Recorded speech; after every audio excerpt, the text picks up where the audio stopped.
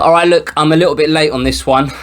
So I'd say last week rumours started circulating that Paige VanZant is going to be signing for Bare Knuckle Fighting Championship, and it was made official a couple of days later, kind of towards the back end of last week, I'd say.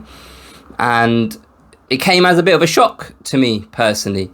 So look, her last fight in the UFC, we all know how that went. She was beaten comprehensively by Rebus, and at that point it kind of was just widely assumed that she's going to be signing for Bellator.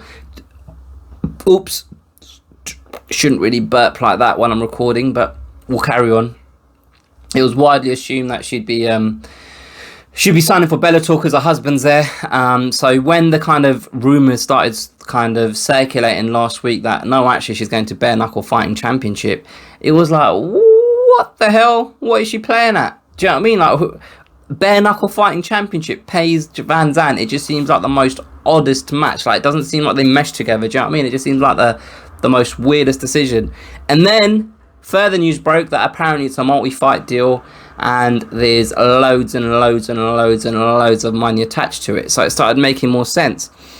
Look, here's where I stand on this. Not that I have the authority to stand anywhere, but this is just my opinion. Like, I've always been a supporter of Paige VanZant. I've always said that I believe she deserves more credit than she gets. I believe she deserves more respect than she gets. And I feel like people really discredit her just because she's a good looking girl. Like, people always discount the fact that she's got heart, she's tenacious, you know, she trains her fucking ass off, and she's never in like bad shape. Do you know what I mean? She comes into a fight in good shape, but what lets her down is her technical ability. Like, she just comes across girls that are just basically better fighters than her, but it's never her will that that stops her from winning fights. It's always the person she's fighting, or when she has lost, because let's not forget she's got a winning record. It's always just the technical ability of her opponents that expose her weaknesses as a mixed martial artist.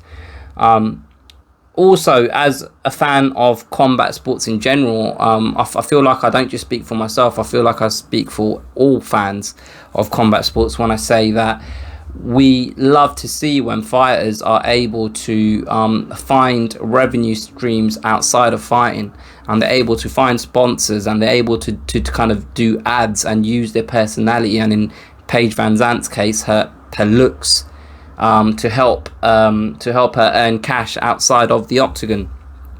A lot of people basically said at the time when she was kind of discussing the fact that she wasn't happy with what the UFC were paying her. A lot of people said, oh, is her head in the game? You know, does she really want this? Is she doing this for the right reasons? Blah, blah, blah, etc., etc., etc. At that time, I was like, well, of course she's doing it for the right reasons. If she believes she's worth a certain amount, then she has every right to come out and say, I believe I'm worth X amount, and here are the facts and figures that back that up. I just feel like there was a little bit of a witch hunt on Paige VanZant when she was coming towards her, not career, but her contract with the UFC a couple of months back.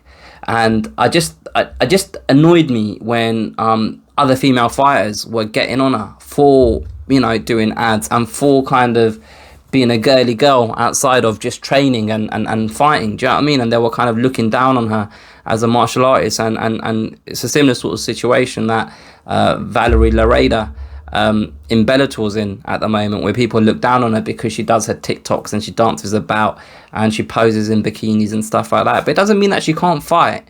Do you know what I mean? Like, it's funny when women have a go at other women, because MMA is the one sport where I feel like, and I'm not saying from a financial standpoint, but just from a sporting standpoint, that women are on a level playing field as male competitors. Like, they fight 3 5-minute rounds, they fight 5-minute rounds for title fights.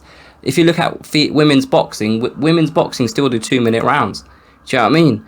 And when there's a women's title fight on, like, it's promoted just as heavily as a men's fight. I'm just speaking specifically about the UFC at this point, but I know Bellator do the same thing with their female fighters. Do you know what I mean?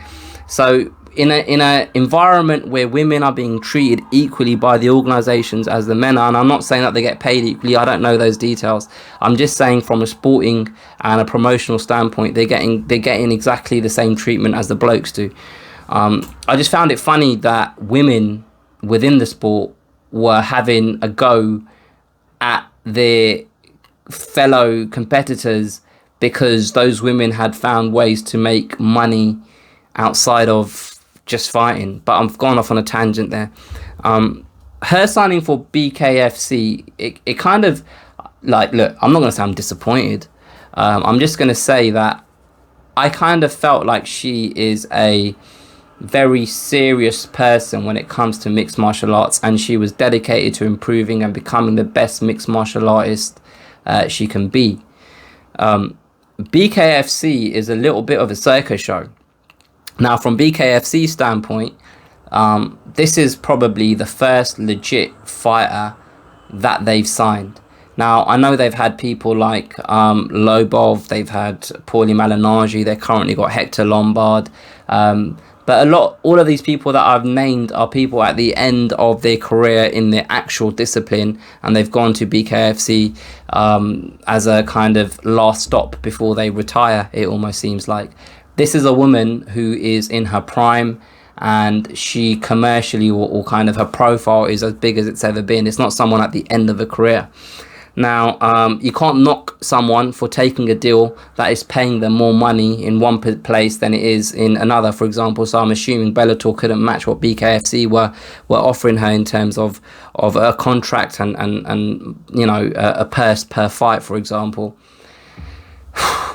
But the thing is, like, Paige VanZant's strengths don't lend themselves to her being a success in BKFC. Like, she's tough, she's tenacious, she has a real will to win, but her skills don't correlate to someone that will be good at a bare knuckle fucking fight. Do you know what I mean? Like, she can't kick, she can't grapple to the extent where she's taking someone down.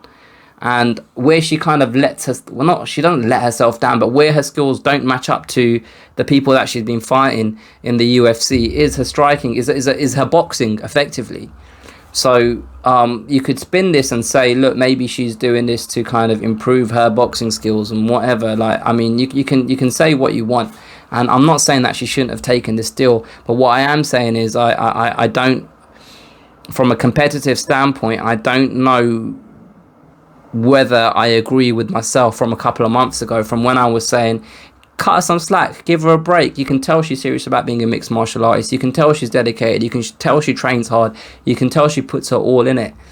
I just don't know whether this is the right path for her, just from a skill set standpoint. And I don't know if this is confirmed or whether it's just a rumor, but she's apparently fighting Betch Correa, and that girl is she's like a pit bull.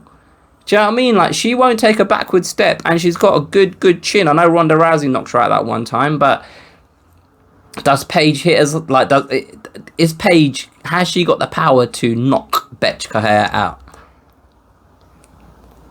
And finally, that face of hers is her fucking moneymaker. Like, she could do with that scar tissue around her eyes and stuff like that. Like, this is a very, very interesting move for her. It's a big signing for the BKFC. Like, they obviously put a deal together that she was happy with, and she chose to go there. But I don't agree with what I was saying a couple of months ago when I was saying cut her some slack. She is a dedicated professional, and just because she's good looking, you can't belittle her just because she's good looking, because look at the work she puts in. Look at the effort she puts in when she actually fights. But this decision here, obviously it's going to derail her MMA career. And I just don't know how successful she's going to be as a bare knuckle fighter. I just don't know whether she has the skills to be a success in that arena. And if you do become the BKFC champion, is it really prestigious? Like, who really cares? I don't care who the BKFC champions are, because it's BKFC, innit? Beer and Kentucky Fried Chicken. But yeah, it'd be interesting to see. Like, I don't even know if I care enough that I'm going to really kind of go out of my way to watch her debut. Do you know what I mean? It just feels like something that's kind of on the periphery of my kind of vision. I don't care about the BKFC. Like, I watch MMA, I watch boxing. I don't really have space on the database for fucking BKFC. So who knows, man? Like, I don't know whether this is a good move for her, and only time will tell, I guess. Let me know what you guys think. Don't be scared to hit the like button if you've enjoyed this. Share this with a friend. Subscribe if you haven't already.